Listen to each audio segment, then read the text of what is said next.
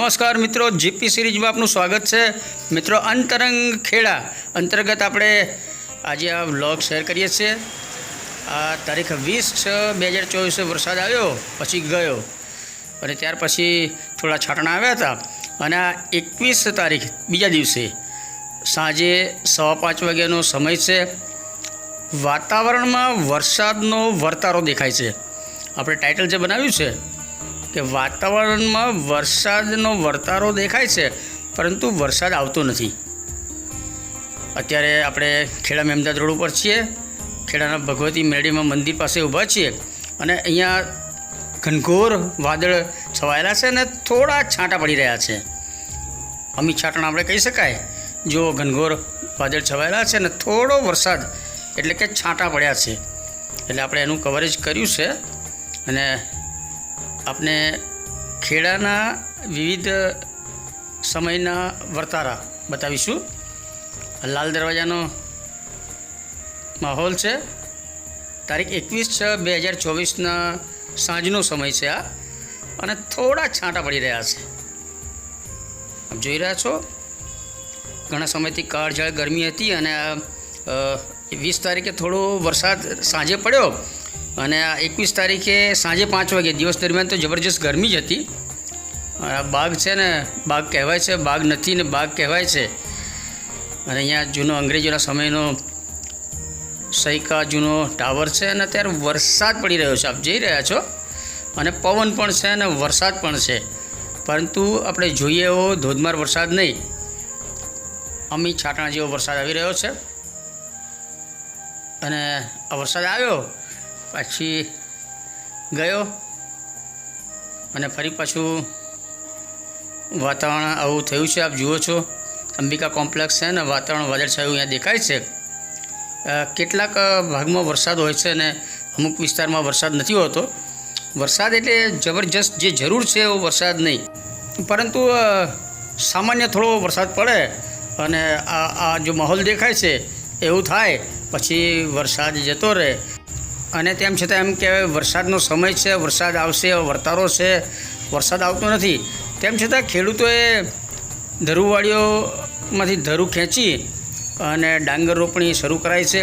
જે લોકો પાસે બોરની વ્યવસ્થા છે અથવા કેનાલના પાણીની વ્યવસ્થા છે, એ લોકોએ વરસાદની રાહ જોયા વગર રોપણી શરૂ કરી દીધી છે। અને આ ખેડા તાલુકાના સમાદરા ગામે મુકેશભાઈ રાવજીભાઈ પટેલના ખેતરે રોપણી ચાલુ છે। એના થોડા ફોટોગ્રાફ્સ આપણે મળ્યા છે, એટલે મેમોરિયલ યાદગીરી રૂપે આ ડાંગરની રોપણી થઈ રહી છે, એના ફોટોગ્રાફ્સ આપણે થોડા યાદગીરી માટે શેર કરીએ છીએ। ભારત એ ખેતી પ્રધાન દેશ છે અને વરસાદ ઉપર એનું જનજીવન ખૂબ જ આધારિત છે। તેમ છતાં વરસાદ આવતો નથી અને આપ જુઓ, જબરજસ્ત ગરમી દેખાય છે। અંતરંગ ખેડા એટલે ખેડાની આપણે બધી સ્પર્શતી વાતો બતાવીએ છીએ। અને 22 તારીખનું દ્રશ્ય છે, બપોરનો સમય છે અને અહીંયા ખોડિયાર ચેરિટેબલ ટ્રસ્ટ દ્વારા પીવાના પાણીના જગની વ્યવસ્થા કરાય છે અને આખા ઉનાળા દરમિયાન તેમના દ્વારા સરસ સુવિધા કરવામાં આવી હતી, પરંતુ અત્યારે ફરી ગરમી ચાલુ જ છે, ગરમી પડે છે, એટલે અહીંયા આ ટ્રસ્ટ દ્વારા પીવાના પાણીની વ્યવસ્થા કરવામાં આવે છે। હવે નીતિનભાઈ છે, એમની પાસે માહિતી થોડી ટ્રસ્ટની મેળવીએ। આ શ્રી ખોડિયાર ચેરિટેબલ ટ્રસ્ટ ખેડા દ્વારા પાણીના જગ મૂકવામાં આવેલા છે।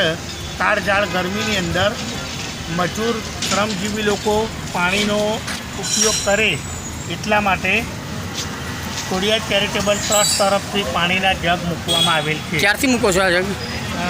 ઉનાળો શરૂ થતાની સાથે શરૂઆતથી જ મૂકીએ છીએ અને ચોમાસું આવે તો લગીન રાખીએ। એની અંદર ખોડિયાર ચેરિટેબલ ટ્રસ્ટ પાણીના જગની વ્યવસ્થા કરેલ છે। તો મિત્રો, અત્યારે ચોમાસાનો સમય છે પણ માહોલ ઉનાળા જેવો જ છે, ત્યારે આ એક સરસ કામગીરી આપણે જોઈ એટલે બતાવ્યું છે। અને એની સામે જ ભારતીય સ્ટેટ બેંકની સામે જ જડેશ્વર મહાદેવ આવેલું છે અને અહીંયાના પૂજારી જે છે યુવાન, એ તમે જુઓ, ગેટ ઉપર જે ભગવાનની પ્રતિમાઓ છે એને સાફ કરી સરસ અને ફૂલ હાર પહેરાવે છે, માલ્યાર્પણ કરે છે।